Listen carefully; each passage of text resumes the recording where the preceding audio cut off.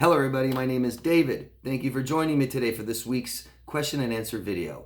I'm a life coach. I try and help people recover and grow and heal from all kinds of different traumas. If you're new here, you're joining us for the first time, welcome to the channel. Thank you for joining us today for this video. Please participate.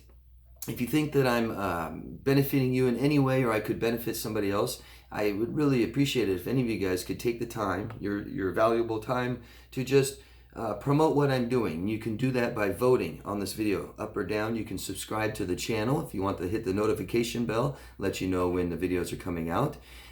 You can put this video in a playlist. You can recommend it to somebody else and post it on different social media accounts. And I'm really, truly appreciative of anybody and everybody who takes their time to do this and support me. A lot of you guys are very supportive.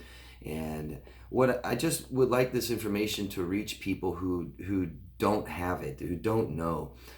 I suffered from my own forms of PTSD a long time ago, and there was no help available then. And it's very damaging, very frustrating, very lonely. You feel like you're all alone. So if you guys could help me, I'd really appreciate that. And so would everybody else that this reaches, and it helps. So, all I do is just ask you guys leave your locations. Ask me anything you want. And if I miss your question, I didn't do it on purpose, please repost. If I misunderstand your question, ask me again. Don't be worried about repeat questions. There's no such thing as a bad question, a stupid question, a silly question, just bad, stupid, and silly answers. I'll try to do my best job. So ask me. The trauma is misunderstood pain. We don't understand it. We don't know what happened. We internalize it. It creates a lot of shame. It lowers our self-worth, which lowers our boundaries, and we tend to repeat, right? Most of you guys watching this video, it isn't your first rodeo. It wasn't just your last friend or your last boyfriend or girlfriend or husband or wife that is toxic, usually. And if you think so, I advise you to keep looking, keep introspecting, keep looking at your relationships in your life, and most of all, your childhood. All I ask is that you guys leave your locations. Please tell us where you're from. Let us know. You can be general. You don't have to be specific. I have a lot of people that say, oh, I don't want people to know where I am. Planet Earth, right? A hemisphere, a continent, country, state, city. That's all. It just helps us all feel not so alone. Let us know that we aren't alone in our traumas and our experiences, and that this affects people worldwide. Wherever there's people, there are abusers and there are victims, period. So please tell us your locations. Thank you. Something I like to do is recommend something to help you guys along your journey. And that, I've recommended lots of things, actually. I've been doing these question and answer videos, I believe, over 4 years. I think I've missed 1 week now. So I recommend something every week. So if you guys are interested, go back and watch and see. I recommend things to help you sleep, things for anxiety, things to recover from trauma, things to help you, whether it's supplements or other channels or books or exercise machines or blankets to help you sleep better, all this stuff, and you guys may not find on your own. So please, I encourage you to go check them out. Maybe I'll put them all. I was thinking someday I'll put every recommendation I've ever made maybe on my website, daviddemars.com. And also, if any of you are interested in hiring a life coach, I am currently still taking new clients. Thank you. Again, my website is daviddemars.com. So this week I have a recommendation from Emily in Latvia. Hello, Emily. Emily is a contributor of the channel and a huge supporter, and I've recommended one of her suggestions before, and I'm going to do it again this week.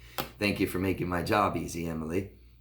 Emily says, hello, David, Emily from Latvia. I hope you and your family is well. We are, thank you very much. I hope you and your beautiful children are well too. And good luck on the move that you told me about in another statement. May I suggest the Anxiety Journal? Exercises to soothe stress and eliminate anxiety wherever you are, written by Corinne Sweet. I like this book. It is perfect for people who suffer from anxiety. Anybody out there suffer from anxiety at all? I'm sure you do. And if you think you'd never had anxiety and you're watching this, which is actually common, I deal with a lot of people, and one of the first questions I'll ask my clients is about their anxiety levels and how much of a part anxiety is in their life. And I'm often told, no anxiety here, David. I never have anxiety. It's like, you've been through 30 years of trauma. You're depressed. You don't know what to do. You're unstable and impulsive, but no anxiety. The second I tell them what anxiety is, oh, I've had that my whole life. So anyways, this is for people suffering from anxiety. You said the pages are done in bite-sized reading, which makes it perfect to go through small paragraphs. Practical, supportive, and uplifting. The exercises are suitable also for children. I've shown a few to my children. I cut you off. Wonderful, wonderful. Anything that can possibly help somebody with anxiety, I'm going to recommend it. I am. Anxiety is absolute torture. To have anxiety every day of your life means you never really got to live. I don't suggest that we just accept living with anxiety. We accept our emotions, but we don't accept living with it every day. We've got to do something about it, and there is always something you can do about anxiety, and immediately, no matter where it's from or why. But there are underlying psychological things we need to heal from, okay? An exercise I'll have to do with people sometimes is literally, let's write down everything that makes me feel better. Because we've been in dependent relationships. We most likely were neglected as children and not have our emotional needs met, not knowing or learning how to process emotions and how to really take care of ourselves. So list everything you can think of that helps you feel better, okay? Whether that's comedy or music, all of it. Write it down. Eating, talking to somebody, my dog, okay? Many things as you can think of. And when you feel anxious, when you feel down and depressed and any negative emotion, try to help yourself feel better. That's what this is mostly about, is becoming more emotionally independent and not emotionally dependent. And when we're in relationships with narcissists and borderlines and abusers, they're very, very, very much dependent. I heard someone on another channel the other day said that narcissists aren't codependent, not the grandiose narcissists. Oh, yes, they are. Yes, they are. Because that's self-appointed status. That's pride. And they need that fed big time. So why are they codependent? Because they have their victims sit there and tell them how amazing they are all the time. And they're dependent on it because they can't really tell themselves that. They need us to support that. There is no self there. So here's a book that Emily recommends, and it looks like a great book. Again, it's on Amazon, and I'll put the link down below if any of you are interested. It says The Anxiety Journal. Exercises to soothe stress and eliminate anxiety wherever you are. A guided journal by Corinne Sweet. And right now, paperback 1962 and diary 1741. Not too bad. A little bit more than most of the books I recommend. But what's the price of not having anxiety in your life, right? Anybody who's read it, let me know what you think. Anybody who reads it, tell me what you think. I'd appreciate that. And thank you very much, Emily. And again, good luck on your move.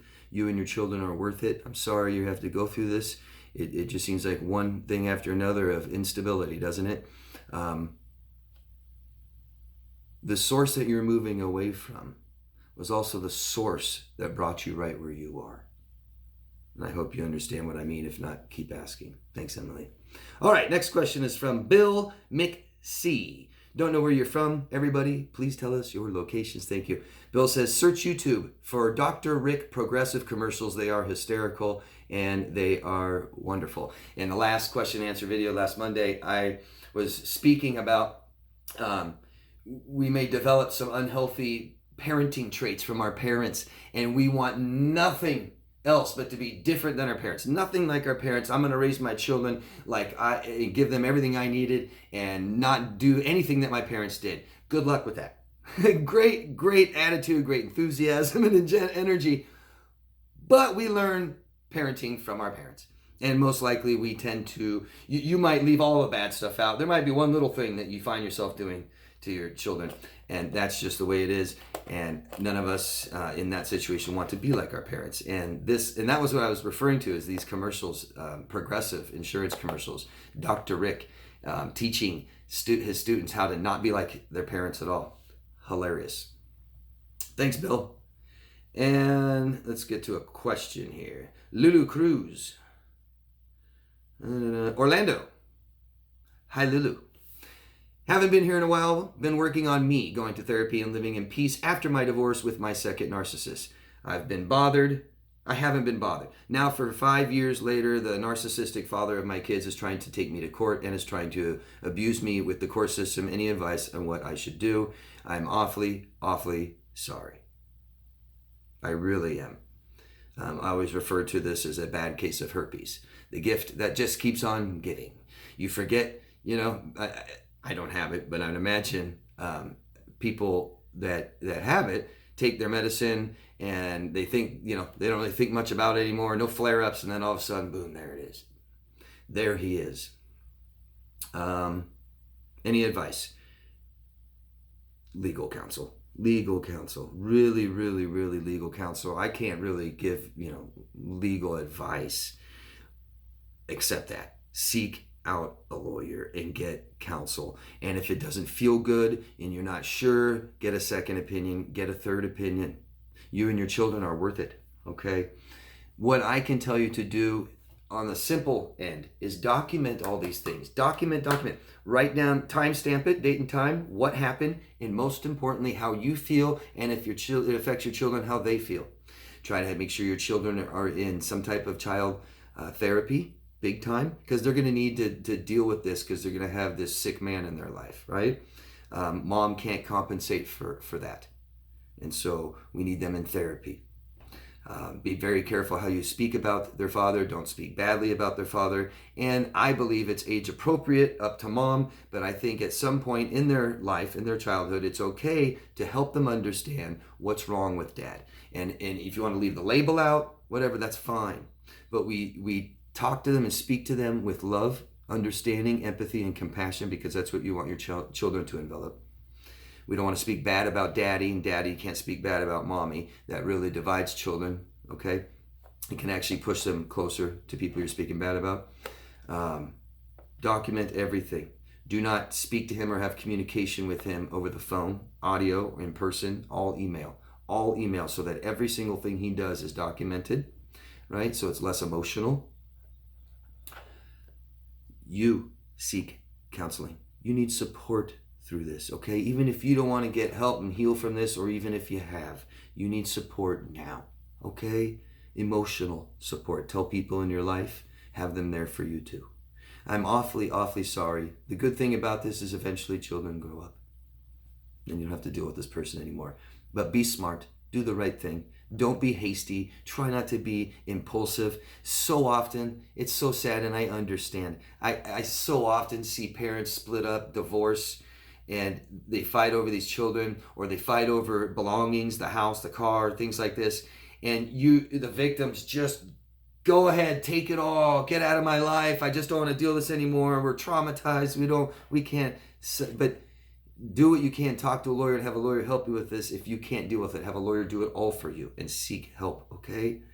We want to make good choices right now, okay? Good luck. I'm very sorry that you have to deal with this. It's awful. I see it all the time. Thank you, Lulu. Good luck. G, sure. I think you're in Florida. Hi. Hey, David. Things been going good, but I noticed my mother is very, very toxic manipulator. My father doesn't even stay with her. He stays in Florida, and she stays in New York. So I'm not sure where you are.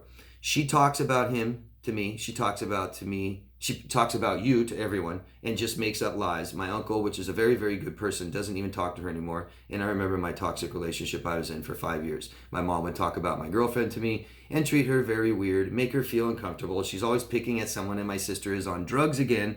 She covers and enables her. I got to get away from my whole family. They lie and manipulate. I told my mother I had no childhood. Her answer to me was, oh well, get over it. I have a lot of hate in my heart, and they see it and say I'm weird because I gray rock and don't. I'm sorry. The question from me to you would be, why are they in your life? Really think hard about that, okay? Really, really think hard and figure out why they're in your life, and what What role do they play in your life? What do you benefit from it? But most of all, how does all this feel? Awful, awful, awful. We've got to stop doing things that feel so bad and have zero payoff. Because that's what this is. Your mom is extremely dependent and toxic. Your father is too. A very estranged and dependent relationship. Very common. No connection. Further and further away, and yet more and more dependent.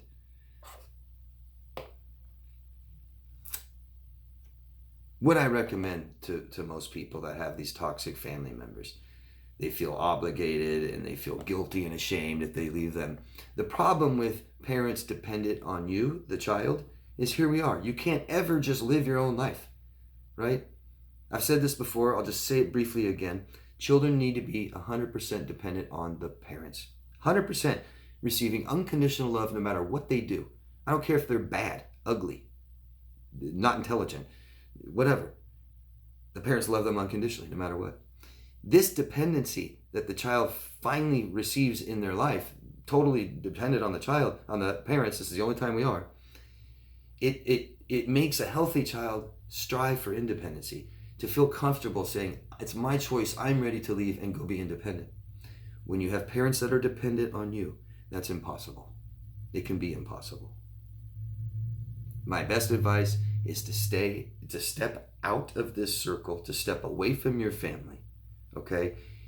Explain to them if you can, write them letters and say, leave me alone for a while. If you can have some solitude, some peace, some quiet, these toxic people will be out of your life. The stress levels will go down. You can begin to heal a little bit so that you can see clearly what's happening, what's been happening. It's awfully hard to see this stuff when you're in it, and it's impossible to heal from trauma while being traumatized by the same source. You're being traumatized by these people, and you want to heal from it. It's like, standing over a fire to try to heal from burns. We've got to get away from this, have a contrast. Best thing I recommend to people with addictions and stuff like this, afraid to do something, they've never done it. I mean, I'll just take like coffee, for example.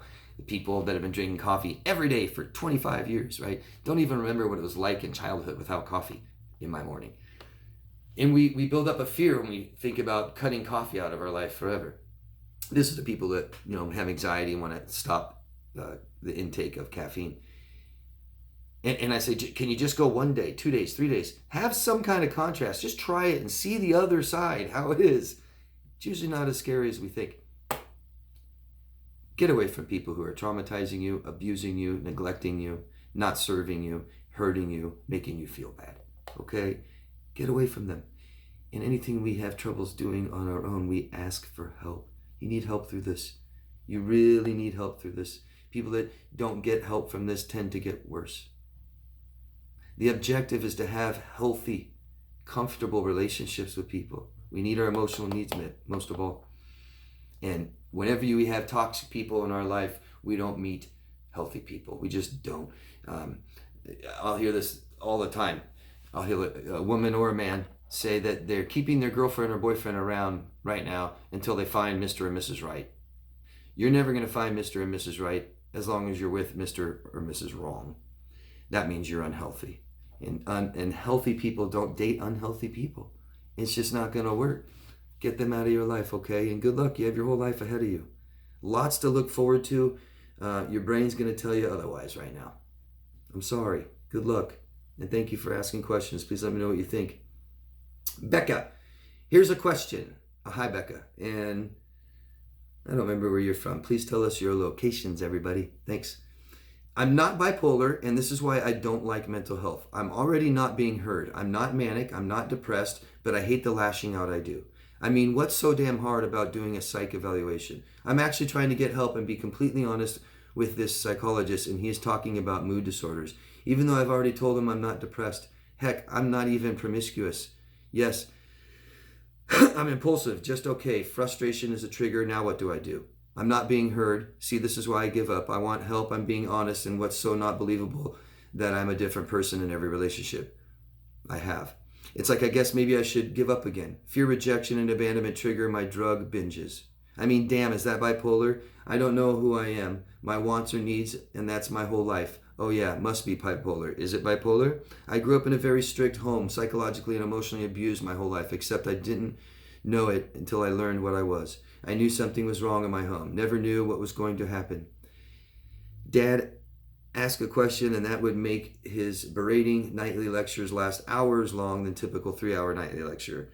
You're a lie, cheat, and a thief, I've heard since I was 5. My mom saying daily wished I was never born.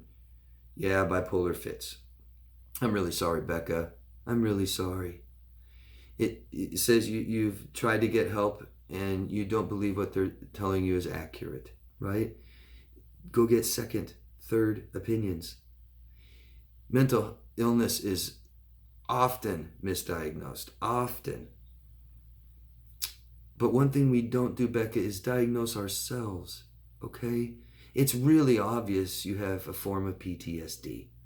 Go get help for that. Go get help for that. If you are borderline, that is the basis. Trauma, okay? I'm not going to diagnose you. I'm not even a doctor. I can't do that. And so I'm going to be careful with what I say. But man, get help. Don't keep suffering. There's definitely help out there for you. No matter what, no matter what's wrong, no matter what the problem is, the label, there's hope for everybody. And I'm not saying a cure, but all of us can be better people. All of us. And we all should be striving for that our whole lives till we die. Don't give up. Keep striving for that. Okay? Second and third opinions. I'm sorry you feel like you're not being heard. And I'm sorry if your psychologist isn't helping you. Find another one. You're worth it. Okay? Thank you, Becca. I'm really sorry. Thanks for your question. Keep asking questions. Keep learning, healing. Hi, David, Victoria from the Bay Area. Hello, Victoria from the Bay Area. I've been narcissist free for 3 years. Life's good. Unfortunately, I have a friend who's going through it now. He gets in her head a lot when he's drinking. I know you told me using a headset wasn't a good idea, but I worked for her. She could see him coming and ready to fight. She said he walked around complaining, trying to pick a fight, but all she heard was good music. She said he got mad at first and then finally gave up. Just have to be. Well, I must have said wearing a headset isn't a good idea. I don't remember, so I can't remember what you said before that, what exactly was happening. If she's being abused by her boyfriend,